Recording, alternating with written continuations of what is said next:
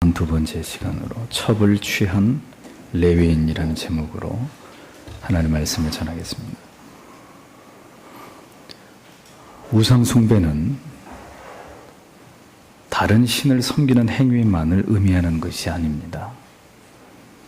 배교란 기독교를 떠나서 다른 종교를 신앙하는 것만을 뜻하는 단어가 결코 아닙니다. 하나님의 뜻을 바로 깨닫지 못하고 그런 상태에서 하나님을 예배하거나 하나님을 신앙함에 있어서 자기 소견에 옳은 방법대로 하나님을 신앙하는 것도 명백한 우상 숭배고 배교가 된다는 사실을 우리는 사사기의 말씀을 통해서 확인할 수 있었습니다. 사사기 17장, 18장에 미가의 가족과 이 레위인 출신의 어용소년 제사장처럼 하나님을 섬기면서 위한다는 지극히 거룩한 명분 속에서도 얼마든지 우상 숭배와 배교가 저질러질 수 있다는 사실을 우리는 결코 잊지 말아야 할 것입니다. 그것이 진정으로 하나님께서 원하시는 방법이나 뜻이 아니라면 말입니다. 이스라엘의 타락의 모습을 보십시오. 갈수록 태산인 그런 상황이 되어갑니다. 그리고 그 모든 타락의 중심에는 바로 타락한 레위인이 등장하고 있다는 공통점을 보여주고 있습니다. 이스라엘의 12지파 가운데 몰락을 경험하게 되는 두 지파가 나오는데 한 지파는 단 지파요. 또 하나는 남자만 600명을 남겨두고 모든 백성이 살육을 당한 베냐민 지파입니다. 그런데 이 두 지파의 공통점을 보면 조금 전에 말씀드린 대로 이 두 지파의 몰락에는 모두 타락한 레위인이 깊이 관여되어 있었다는 점입니다. 단 지파의 멸망의 길을 열어준 장본인도 미가의 집에서 고용된 레위인 출신의 제사장이었고 베냐민 지파를 몰락하게 만든 원인을 제공한 사람도 바로 부도덕하고 음란한 레위인이었다는 사실을 알 수 있습니다. 오늘 본문에는 바로 이 베냐민 지파의 피바람을 일으킨 장본인인 부패한 레위인의 모습이 이어지고 있는 것을 볼 수 있습니다. 그로 말미암아 일어난 엽기적인 사건과 이로 인한 여파는 이스라엘 전체를 경악케 하기에 충분한 충격을 던져주고 있는 것을 보게 됩니다. 본문 1절을 보십시오. 이스라엘의 왕이 없을 그때에 에브라임 산지 구석에 우거하는 어떤 레위 사람이 유다 베들레헴에서 첩을 취하였다고 적고 있습니다. 레위인이 어떤 사람입니까? 그들은 제사장들과 더불어서 구별되이 하나님을 섬기는 성물을 수행하는 자들이었습니다. 그런 구별된 사명을 받은 자가 첩을 두고 있었다고 성경은 그렇게 기록하고 있습니다. 첩은 남자가 자기의 아내 외에 거느리고 사는 여인을 뜻합니다. 그런데 유대의 관습 속에서 첩의 위치는 부부의 관계는 맺고 있지만 아무런 법적인 권리나 자격은 전혀 보장되지 않는 자리였습니다. 당시 결혼을 하기 위해서는 상당한 지참금을 주고 신부를 데리고 와야 했는데 그렇게 했던 이유는 쉬운 이혼을 막기 위함이었습니다. 그러나 첩은 아무런 지참금 없이 그냥 데리고 살 수 있는 그런 여인이었습니다. 따라서 언제든지 살다가 마음에 들지 않으면 버릴 수 있는 여인들이 바로 첩이었다는 거죠. 쉽게 말하면 내연의 여인처럼 전혀 배우자로서 합당한 대우를 받을 수 없는 그런 여인들이 바로 첩이었다는 사실을 알 수 있습니다. 레위인이나 제사장은 율법에 의거해서 엄격한 혼인에 대한 규정을 지켜야 될 의무가 있었던 사람들이었습니다. 그들은 반드시 정결한 처녀와 합법적인 부부로 결혼 생활을 해야 했고 무엇보다도 성적으로 순결하지 않은 문제가 있는 사람은 결코 제사장이 되거나 성물을 수행할 수 없었습니다. 그런데도 불구하고 오늘 본문에 나오는 레위인은 첩을 둔 채로 아무런 양심의 가책도 없이 살아가고 있었던 그런 사람이었다는 사실을 알 수 있습니다. 결국 그렇게 해서는 안 될 위치에 있는 사람이 세상 사람들처럼, 아니 세상 사람들도 그렇게 하지 않는 지저분한 사생활을 가지고 있었다는 말입니다. 성별된 레위인이 자신의 신분에도 맞지 않는 첩을 끼고 살아가니 어찌 문제가 일어나지 않겠습니까? 2절을 보면 그 첩이 행음하고 남편을 떠나 유다 베들레헴 그 아비의 집에 돌아가서 거기 넉 달의 달을 보내고 있었다고 기록합니다. 레위인의 첩인 이 여인도 조숙한 여인은 아니었던 것 같습니다. 이 첩은 음탕한 고멜처럼 다른 남자와 음행을 저지르고 그 남편에게부터 도망을 쳐서 베들레헴에 있는 자기 아비의 집으로 가서 넉 달 동안이나 돌아오지 않고 그곳에서 지내고 있었다고 적고 있습니다. 다른 남자와 놀아나다가 도망을 쳐서는 자기 아버지의 집으로 피해 있었던 거죠. 아마도 레위인의 복수가 두려웠거나 아니면 다시 그 레위인에게로 돌아가는 것이 죽을 만큼 싫었기 때문이 아니었을까 생각됩니다. 엄연히 아내가 있는 남자의 품에 쉽게 안기는 여자는 쉽게 또 다른 남자의 품에 안기는 법입니다. 레위인이 첩을 둔 것은 정상적인 상식적인 상황이 아닙니다. 그러니 그 첩이 기어이 또 다른 남자와 놀아나는 정상적인 않은 일들이 벌어지는 것은 어쩌보면 당연한 일이 될 수밖에 없는 일이었을 것입니다. 하나님의 택한 자녀가 죄를 지으면 결국 그 일이 잘 되지 않게 되어 있습니다. 반드시 문제가 생기고 그 죄가 처음에는 꿀처럼 단 듯하나 결국 쓰디쓴 고통이 될 뿐임을 처절하게 깨닫게 되어 있는 것입니다. 이 레위인이 바로 그런 고통을 당하고 있었던 것이죠. 이 레위인은 도망친 자신의 첩을 잊지 못해서 그녀를 다시 데리고 오기 위해서 베들레헴까지 찾아 내려갑니다. 레위인으로서 부끄럽게 그지없이 첩을 두고 살아가는 중에 그 첩이 자신을 배신하고 다른 남자와 음행을 저지르고 급기야 도망까지 치게 되었다면 이 레위인은 그 모든 분노와 슬픔 속에서 이제 그만 그 여자와 결별을 선언하고 자신의 지난날의 잘못을 회개하면서 다시 본래의 모습으로 돌아갔어야 했습니다. 하나님께서 이제 이와 같은 배신의 아픔을 통해서 이제 더 이상 나로 하여금 죄를 범하지 못하도록 나를 막으시는구나. 이렇게 깨닫고 그만 자기의 자리로 돌아갔어야 하는 것입니다. 아내와 가정을 두고 건실하게 살아가던 한 성도가 뜻하지 않은 유혹에 넘어져서 내연의 여인을 두고 이중적인 생활을 하고 있었는데 어느 날 그 여인이 다른 남자에게 빠져서 자신을 버리고 떠났다면 그가 진정한 성도라면 하나님께서 이제 나에게 정신을 차리라고 마지막 기회를 주시는 것이로구나. 이렇게 깨닫고 지금까지 자신의 잘못된 삶을 통렬하게 회개하고 정신을 차리고 그 여인을 잊어버리고 돌이켜 회개함으로 하나님 앞에 새로운 삶을 다시 시작했어야 했습니다. 그런데 이 남자는 그녀를 잊지 못했던 것이죠. 쾌락의 달콤함을 버리지 못했던 것입니다. 그래서 기어이 다시 그녀의 집으로 찾아간 것이죠. 이 얼마나 미련하고 어리석은 짓입니까? 죄에서 돌이키게 하시는 하나님의 간섭하심을 느끼면서 돌아섰어야 했는데 이 레위인은 그 첩을 결코 잊지 못하고 있었다는 것입니다. 사랑하는 성도 여러분,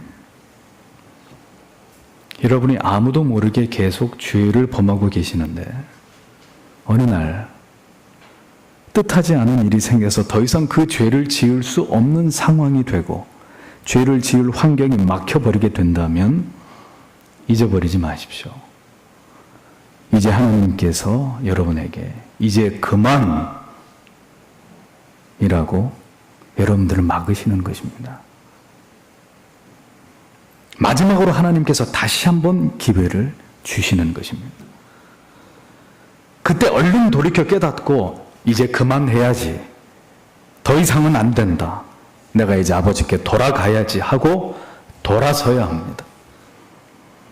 그것이 마지막 사인이라고 생각해야 되는 것이죠. 하나님께서는 사랑하는 자녀들의 범죄를 안타까워하시기 때문에 반드시 어떤 방법이든지 막으실 때가 있습니다. 그러나 그렇게 막으시는 경우는 오랫동안 지속되지 않습니다. 하나님이 여러 경로로 막으시지만 계속해서 고집을 부리고 돌이키지 않을 때 이내 하나님께서는 그 모든 죄악들을 그에게 허용하시는 분이십니다. 이 레위인을 보십시오. 하나님께서 막으시는 마지막 손길까지 뿌리치고 다시 그 여인을 찾으러 갑니다. 죄의 유혹에 빠지면 이렇게 올바른 분별력을 모두 잃어버리게 되는 것입니다. 쾌락의 눈이 멀게 되는 순간 자신이 성도인 것도, 자신이 목사인 것도, 자신이 검사인 것도, 자신이 교수인 것도, 자신이 국회의원인 것도 다 잊어버리게 되는 것입니다. 이 레위인은 하나님을 사랑하지도 두려워하지도 않았습니다. 오직 이 내연의 여인에게만 눈이 멀어 있었습니다. 하나님은 인간의 성을 제2의 선악과로 여기십니다. 그래서 이 성적인 타락에 대해서 하나님은 가장 싫어하시고 가장 분노하시는 분이 하나님이십니다. 하나님을 사랑하는 성도는 그렇기 때문에 반드시 이 성과 관련된 문제에 있어서만큼은 책임 있는 관계를 맺고 깨끗한 관계를 맺는 것을 하나님께서는 기뻐하십니다. 그런데 이 레위인은 한편으로는 하나님을 섬기고 있는 구별된 성직자였으면서 또 한편으로는 그의 사생활을 보면 그야말로 음란하기 이를 데 없는 육신의 정욕에 물들어서 첩을 거느리고 그 첩에게 집착하고 있는 삶을 살아가고 있었던 그런 사람이었다는 것을 보여줍니다. 개념이 없는 레위인, 개념이 없는 성직자, 개념이 없는 성도는 하나님의 영광을 가려우는 걸림돌들이 되고 마는 것입니다. 하나님께서 허락하시지 않은 쾌락의 끝은 반드시 불행과 재앙을 낳게 되어 있습니다.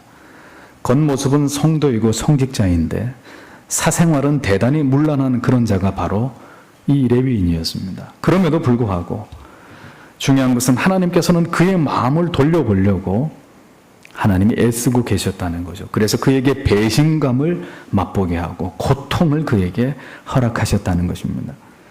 다른 남자의 품에서 자신의 첩이 쾌락을 누리는 그런 모습을 보게 했고, 그리고 집으로 돌아오지 않고 그를 버리고 아버지의 집으로 가버리게 하나님은 그렇게 레위인의 마음을 돌이키고자 레위인의 첩을 움직이고 계셨던 것입니다. 그렇게 하심으로써 이 레위인으로 하여금 다시 사명의 자리로 온전한 길로 돌아올 기회를 하나님께서는 그 레위인에게 마지막으로 허락하신 것입니다. 레위인은 깨끗하게 정리하고 자신의 본래의 자리로 돌아갔어야 했습니다. 성도에게 가장 중요한 것은 죄를 짓지 않는 것이 아닙니다. 죄는 저질러질 수밖에 없습니다. 따라서 그보다 더 중요한 것은 이미 저질러진 죄에 대해서 돌이키고 그리고 철저하게 회개하는 것입니다. 하나님께서는 반드시 타락한 하나님의 자녀라 할지라도 돌이켜 회개할 기회를 주시는 분이십니다. 고통을 통해서라도 분명히 깨닫고 회개하도록 만드시는 분이 하나님이십니다. 회개가 무엇입니까? 자신의 삶에서 하나님께서 기뻐하시지 않는 것들을 어떤 아픔과 고통이 따르더라도 도려내고 오늘까지 살아온 잘못된 삶을 바꾸기로 결심하는 것입니다. 그런데 많은 사람들이 회개의 필요는 알지만 회개의 자리로 선뜻 나아가지는 못합니다. 그 이유가 무엇 때문일까요? 그 달콤했던 죄의 낙을 쉽게 떨쳐버리지 못하기 때문입니다. 그것이 없으면 못 살 것 같거든요. 죄라는 것은 알겠는데 이제 이것과 결별하고 헤어지면 도무지 아무런 삶의 낙이 없을 것 같은 두려움 때문에 그 죄에서 악에서 떠나지 못하고 그 여인의 품에서 헤어나오지 못하고 참된 회개의 자리로 나아가지 못하는 것이라는 겁니다. 레위인에게 회개란 그렇게 떠나버린 그 첩을 영원히 잊어버리는 것이었습니다. 아우렐리우스 아우구스티누스는 회심을 한 이후에 어느 날 길을 걸어가고 있는데 맞은편에서 과거에 자신과 함께 쾌락을 즐기던 여인이 다가오고 있는 것을 발견하게 됩니다. 회심한 이후에 그녀에게 발길을 끊었던 아우구스티누스는 그 여인이 다시 그 길에서 자신을 유혹하려고 하자 아우구스티누스는 이렇게 유명한 말을 하죠. 당신은 이전의 그 여인일지라도 나는 그 이전의 아우구스티누스가 아닙니다. 딱 한마디를 하고 그 여인의 손길을 뿌리치고 유유히 사라집니다. 그것이 회개라는 거죠.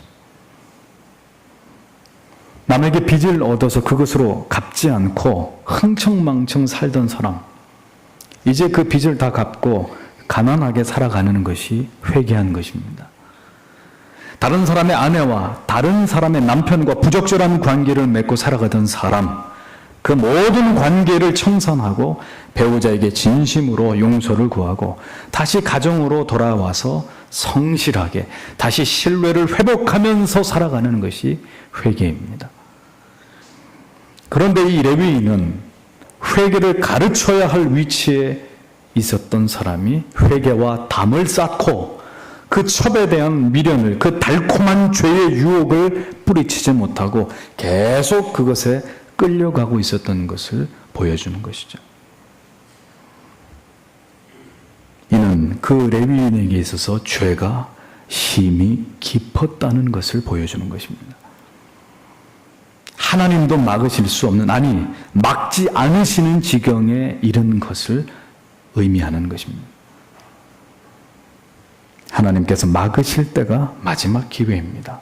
그 기회를 거절할 때 이제 하나님의 두려운 심판과 징계만 남아있을 뿐이라는 것을 기억하십시오. 3절에 그 남편이 그 여자에게 다정히 말하고 그를 데려오고자 하여 하인 하나와 나귀 2匹를 데리고 그에게로 가매 여자가 그를 인도하여 아비의 집에 들어가니 그 여자의 아비가 그를 보고 환영하니라, 이렇게 적고 있습니다. 이 레위인은 그 여자를 잊지 못해서 그 여인의 아비의 집이 있는 유다 베들레헴까지 찾아가게 됩니다. 하인 한 사람과 나귀 2匹를 데리고 자기의 첩을 데리러 갔습니다. 나귀를 2匹를 끌고 갔다는 것은 어떻게 해서든 무슨 수를 써서든 반드시 그녀를 데리고 오고야 말겠다는 집착을 보여주는 것입니다. 마침내 다시 만나게 된 그 첩에게 오늘 이 레위인은 다정하게 말했다라고 기록하고 있습니다. 왜 다정하게 말을 했을까요? 보통의 경우라면 아마도 이 첩에게 엄청난 폭행을 가하고 자신을 배신하고 다른 남자와 놀아난 그 대가를 치르게 했을 것입니다. 그리고 그 아버지의 집으로 도망친 것에 대한 모든 분풀이를 그 첩에게 다 했을 것입니다. 그렇게 행동하는 것은 이제 더 이상 그녀를 사랑하지 않고 그리고 그녀에게 모든 분노를 쏟아내고 모든 관계를 끝내고자 할 때에 아마 그렇게 행동했을 것입니다. 그러나 이 레위인이 지금 다정하게 자기를 배신하고 다른 남자의 품에 안기고 아버지 집으로 도망간 지 4개월이나 지난 그 첩을 다시 만났는데도 불구하고 지금 다정하게 이 첩에게 말을 건네고 있었던 것은 어떻게 해서든 잘 그 마음을 구슬려 가지고 다시 자기 곁에 두고 자기 욕망을 채우고자 하는 마음이 그에게 더 컸기 때문입니다. 아마도 그 첩이 젊고 무척이나 빼어난 외모를 가지고 있었던지 그 첩이 그에게는 아직도 포기할 수 없을 만큼 간절했던 모양입니다. 참으로 추악하고 경멸스러운 욕망이 아닐 수 없습니다. 자, 자신의 집에 이제 이 레위인이 들어와서 자기의 딸을 다시 데리고 가려고 할 때 이 도망친 첩의 아비는 그를 환대했다고 성경은 적고 있습니다. 이것을 보면 이 첩의 아버지도 정상적인 사람은 아니라는 것을 알 수 있습니다. 자신의 사랑하는 딸이 정식 아내도 아니고 다른 사람의, 그것도 레위인의 첩으로 있다가 도망쳐 나왔는데 그런 자기의 딸을 찾으러 온 사위라고 말할 수도 없는 이 레위인을 환대하고 있다니 참으로 이 아버지답지 않은, 아버지 자격이 없는 그런 사람이라는 것을 알 수 있습니다. 만약 그가 정상적인 아버지였다면 딸의 이러한 모습에 가슴이 찢어지고 딸을 찾으러 온 이 레위인에게 이제 그만 자기의 딸을 놔달라고 그렇게 사정을 해야 하지 않았겠습니까? 그리고 당신이 구별된 레위인으로서 어찌 내 딸을 붙들고 이런 부끄러운 짓을 일삼을 수 있느냐고 꾸짖었어야 되지 않겠습니까? 모두가 제정신들이 아니었던 거죠. 4절을 보십시오. 그 첩 장인 곧 그 여자의 아비가 그를 머물매 그가 3일을 그와 함께 거하여 먹고 마시며 거기에 유숙하다가 라고 적고 있습니다. 장인이라고도 말하기 껄끄러운 이 첩의 아비는 무려 3일 동안 잔치를 열어서 이 사위 레위인을 환대해 줍니다. 아마도 이 첩의 아비는 자신의 딸이 레위인에게서 도망쳐서 다른 남자와 음행까지 저지른 사실을 알고 있었을 것입니다. 그러니 어떻게 해서든 이 레위인의 마음을 잘 달래서 다시 자신의 딸을 용서해서 데리고 가도록 하기 위해 애를 쓰고 있었던 것을 보여주는 것이죠. 아마도 자신에게도 골칫거리인 이 딸을 그래도 데리고 가야 자신도 마음이 편해지고 또 그러기 위해서는 이렇게 여러 날 동안 이 사위를 환대를 해 주어야 이 레위인의 마음이 풀릴 것이라고 생각했던 것입니다. 이 아비는 딸의 모든 운명이 이 레위인의 손에 달려 있었다는 사실을 알고 있었습니다. 왜냐하면 유대 법에 의하면 음행을 저지른 첩이나 심지어 아내라도 돌로 쳐 죽일 수 있는 권한이 남편에게 있었기 때문입니다. 5절에서 7절에 보면 이미 3일을 지낸 이 레위인을 붙들어서 이틀을 더 머물게 그를 붙들어 두는 장면을 볼 수 있습니다. 더 먹고 더 마시고 더 쉬고 더 마음을 즐겁게 하고 난 다음에 천천히 떠나라고 말합니다. 이렇게 시간을 지체하는 이유 가운데 하나는 아마도 자기 딸이 이 레위인을 다시 따라가고자 하지 않고 고집을 부리고 있었던 이유가 아니는가 생각이 되어집니다. 그러니 딸의 마음을 돌리게 하기 위해서라도 조금 더 시간이 필요했던 것 같습니다. 8절과 9절에 보면 3일에서 이틀을 더 유한 5일째 되는 날에 이제 이 레위인이 다시 떠나고자 할 때 다시 이 여인의 아비가 그를 만류하면서 저녁 때까지, 그럼 조금 더 저녁 때까지 더 먹고 마시고 즐기다가 그럼 그때 가라고 이야기를 하죠. 그리고 이제 저녁이 되자 또다시 하루를 더 묵고 내일 떠나는 게 어떻겠냐고 자꾸만 그의 발걸음을 붙잡습니다. 그러나 5째 날 저녁이 된 이 레위인은 더 이상의 만류를 뿌리치고 어떤 이유에서인지 그 밤에 첩을 데리고 기어이 길을 떠나게 됩니다. 10절에 보면 그 사람이 다시 밤을 지내고자 아니하여 일어나 떠나며 여부수 맞은편에 이르렀으니 여부수는 곧 예루살렘이라 안장 주운 나귀 둘과 첩이 그와 함께 하더라 이렇게 기록하고 있습니다.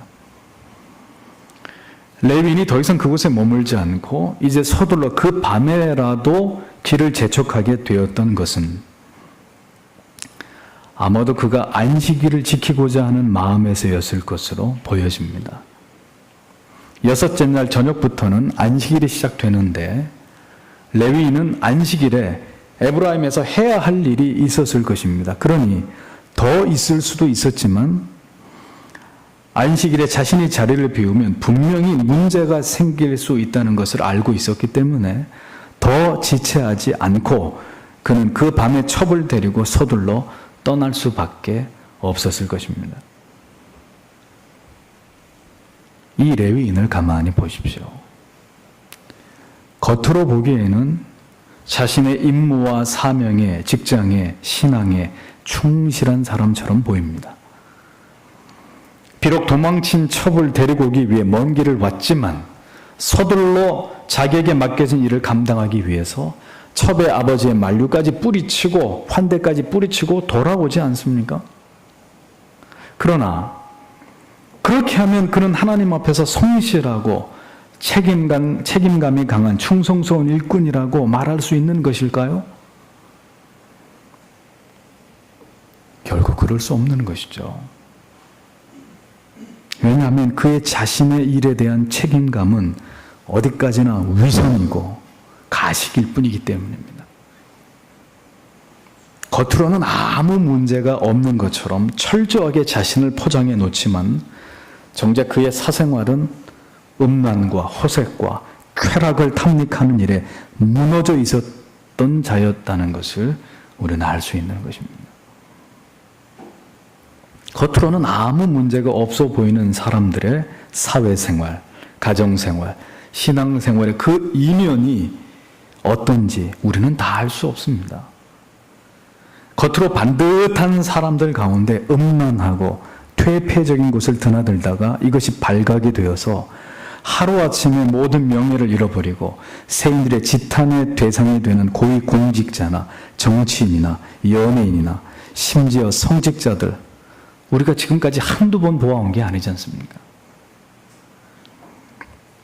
더 술을 마시고 친구들과 놀고 싶고 더 즐기고 세상에서 즐기고 싶은데 주일에 교회에 가서 앉아 있어야 성도들이 눈치를 채지 않고 여전히 나를 경건한 사람이라고 거룩한 성도요 직분자로 목사로 봐주기 때문에 철저하게 이중생활을 하는 성도 아닌 성도들, 성직자들, 지금처럼 타락하고 부패한 시대와 교회들 안에 결코 적지 않으리라고 봅니다. 아무도 모르지만 하나님께서는 다 알고 계십니다. 그 추악한 이중성을 하나님께서는 다 보고 계시는 것입니다. 그런 상태는 결코 구원받은 성도의 삶과 동떨어져 있는 삶이라는 것을 잊어버리면 안 되겠죠. 속히 가장 빨리 그 죄로부터 돌이켜 회개하지 않으면 하나님의 심판의 칼이 그의 목을 겨누고 있다는 사실을 반드시 기억해야 할 것입니다. 하나님께서 모르셔서 가만히 내버려 두고 있는 것이 아닙니다. 그에게 회개할 기회를 주고 계신 것뿐이죠. 베들레헴에서 에브라임까지는 가까운 거리가 아닙니다. 저녁 늦게 출발한 이 레위인과 첩은 베들레헴에서 그리 머지않은 여부스에서 그만 날이 저물어서 거기서 하룻밤 묵을 곳을 찾아야 되는 처지가 되었습니다. 11절에서 15절을 보십시오. 함께한 이 하인이 여부스에서 하루를 묵고 가자고 제안을 합니다. 그러자 이 레위인은 이스라엘 사람도 아니고 가나안 사람들이 머물고 있는 가나안 부족 가운데 하나인 이 여부스인들이 사는 곳에서 어떻게 하루를 묵겠느냐. 그러다가 무슨 봉변을 우리가 당할 수 있을지 모르는데 조금 더 가면, 하룻밤을 자고 가려면 여기서 조금만 더 가면 우리와 같은 이스라엘 동족들이 살고 있는 베냐민 지파의 지역인 기브아라고 하는 곳이 있으니까 조금 더 가서 거기서 유숙을 하자고 이야기를 합니다. 그래서 기브아에 도착해서 여부스 말고 기브아까지 이제 가서 도착을 하자 이제 해가 떨어지고 더 이상은 갈 수 없는 상황에 머물 곳을 찾아야 되는 그런 상황이 되었습니다. 자, 그런데 어찌된 일인지 기브아 사람들이 좀처럼 이 레위인의 일행을 위해 방을 내주려 하지 않았다고 15절이 기록을 하고 있는 것이죠. 왜 기브아 사람들이 이 낯선 사람들을 자기의 집에 머물게 하지 않았을까요?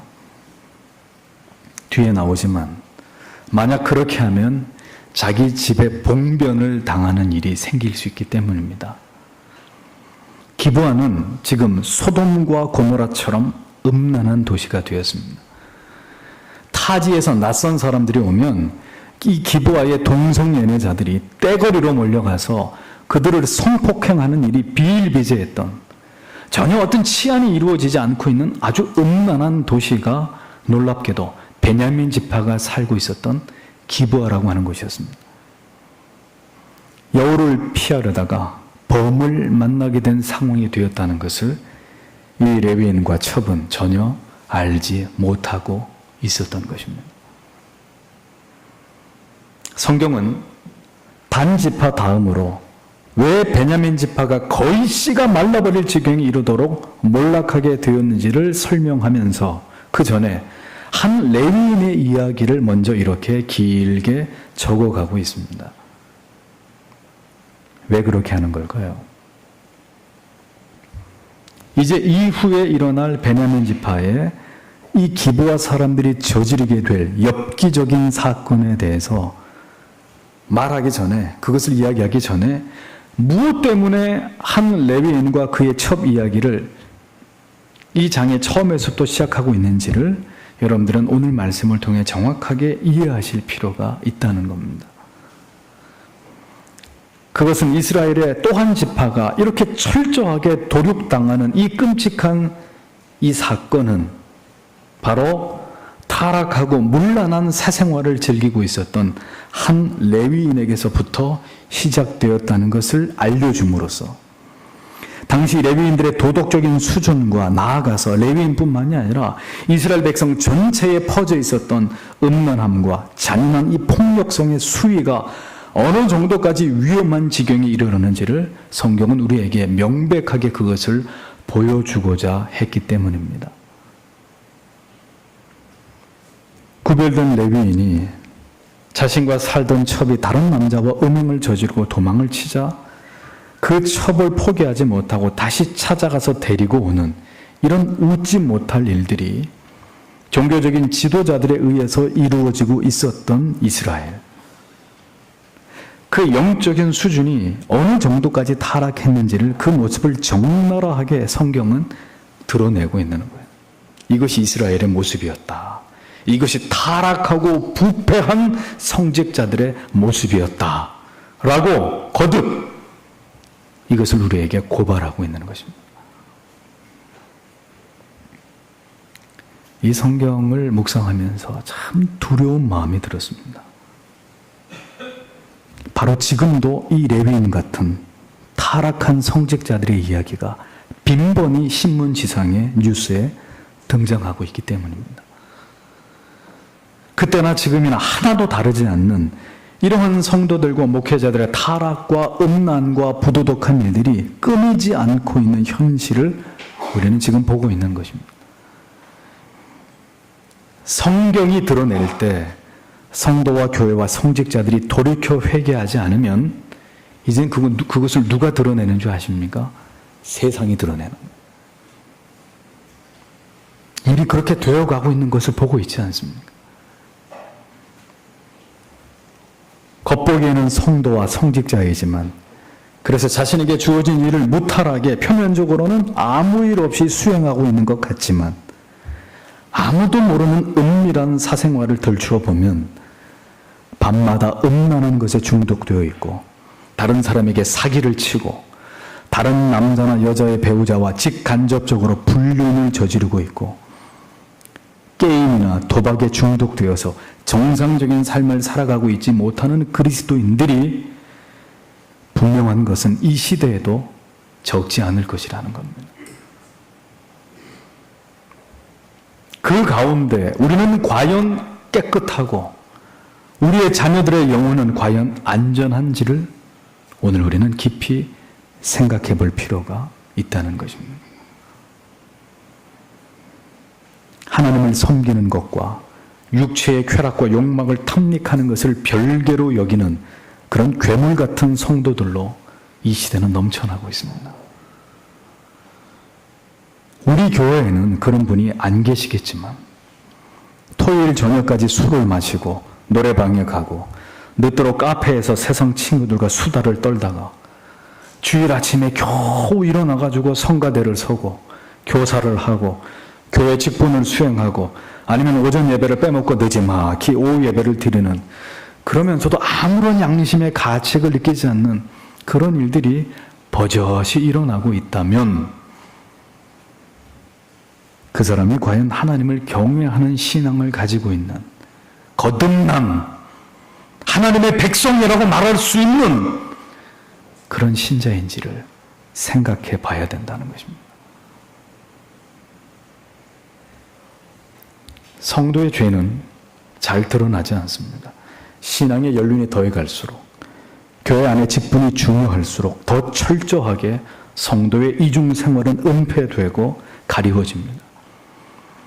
언제나 바르게 예배드리고 누구보다 열심히 성경을 읽고 기도하고 교회 일을 열심히 감당하기 때문에 누구도 그런 사람을 의심하지 않습니다. 그런데 문제는 속으로 썩어가고 있다는 이야기죠.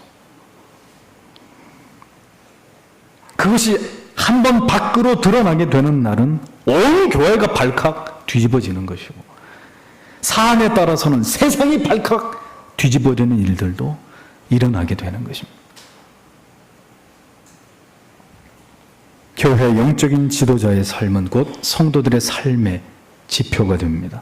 목회자의 수준이 곧 교회 성도들의 수준을 나타내는 바로미터가 되는 거죠. 그래서 배나 더 경건하고 도덕적이고 올바른 가치를 추구하고 법을 지키고 정의롭게 위해서 앞선 자들이 노력해야 되는 것이고, 그럴 자신이 없으면 앞선 자들이 되어서는 안 되는 것입니다. 교회에서 직분을 맡으신 분들은 모두 레위인입니다.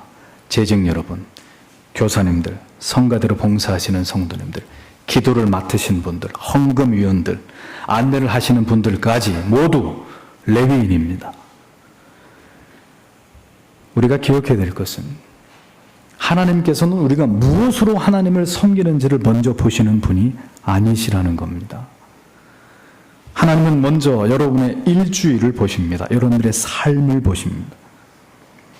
부정한 이익을 추구하거나 부정한 이성관계를 맺고 있거나 부정한 곳을 가거나 부정한 것을 먹거나 부정한 말을 하거나, 하나님께서는 이 모든 것을 먼저 지켜보시는 분이십니다. 잘 드러나지 않는 여러분들의 사생활에 하나님께서는 깊은 관심을 가지고 계십니다. 그것을 덮어두고 그 부끄러운 것을 버젓이 숨겨두고 하나님을 예배할 수는 없는 것입니다.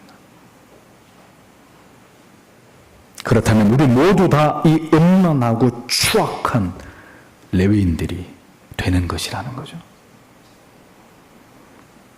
성도의 수준, 성직자의 수준, 레위인의 수준이 이 정도까지 되었다는 것은 이미 그 사회는 끝이 났다는 것을 의미하는 것입니다.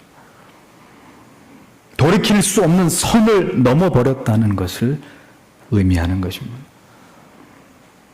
스스로의 힘으로 돌이키지 못할 때 그런 타락한 시대에 개입하시는 하나님의 비상한 방법은 언제나 역사 속에서 둘 중에 하나였습니다. 하나는 강력한 회개를 동반한 부흥이든지, 아니면 하나님의 준엄한 심판의 재앙이든지, 둘 중에 하나였을 뿐입니다. 지금 우리가 살아가고 있는 이 사회는 이미 눈을 뜨고 볼 수 없을 만큼 부패하고 있습니다. 그리고 그 부패의 한복판에는 부끄럽게도 바로 레위인이, 기독교인들이, 성직자들이 있는 것이 바로 지금 이 시대에 재앙이 임박했다는 것을 보여주는 뚜렷한 증거가 되는 것이라는 것. 이런 악한 시대 속에서 성도는 왜 자기 생각대로 정욕대로 욕망대로 살면 안 되는 것일까요? 다른 사람들이 다 그렇게 살아도 우리만큼은 그 길로 가지 않으면 안 되는 이유가 무엇 때문일까요? 그것은 이 시대가 사느냐 죽느냐, 이 나라와 민족의 미래가 바로 우리의 손에 달려있기 때문입니다. 우리까지 무너져 버리면 정말 아무런 소망이 이제는 이 땅 가운데 존재하지 않게 될 것이기 때문입니다.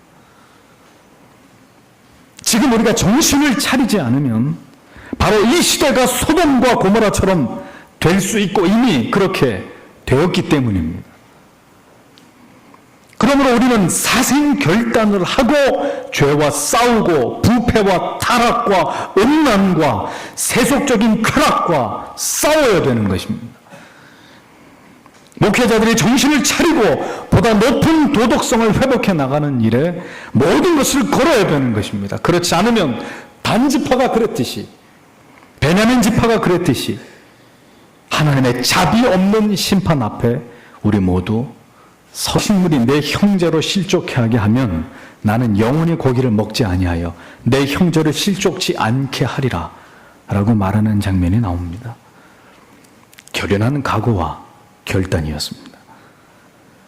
그와 마찬가지로 이 시대의 성도들도 비장한 각오를 가지고 세속의 쾌락과 음란과 탐욕과 물질에 대한 욕심과 싸워야 되는 것입니다. 여기서 우리가 그 기준을 만약 더 낮추어 버린다면 여러분과 여러분들의 가정과 우리 교회는 망하게 되는 것이고 이 시대가 하나님 앞에서 망하게 되는 미래가 없는 그런 결과를 가져올 수 있기 때문입니다. 성도 여러분, 남들처럼 살아서는 이 시대를 구할 수 없습니다. 더 열심히, 더 뜨겁게, 더 간절히 하나님을 사랑하고 법을 지키고 의와 거룩과 선을 이루어가야 합니다.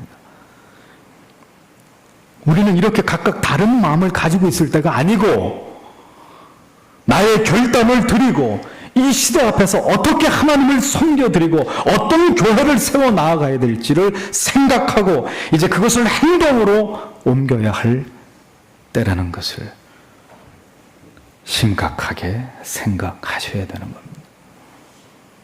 그것이 나를 살리고 내 가정과 교회와 이 민족을, 한국 교회를 살리는 길이라는 것을 믿고 우리 모두 내 자신부터 하나님 앞에 회개하면서 영적인 각성을 위해서 부르짖는 그런 여러분들이 우리가 되셔야 될 줄 믿습니다.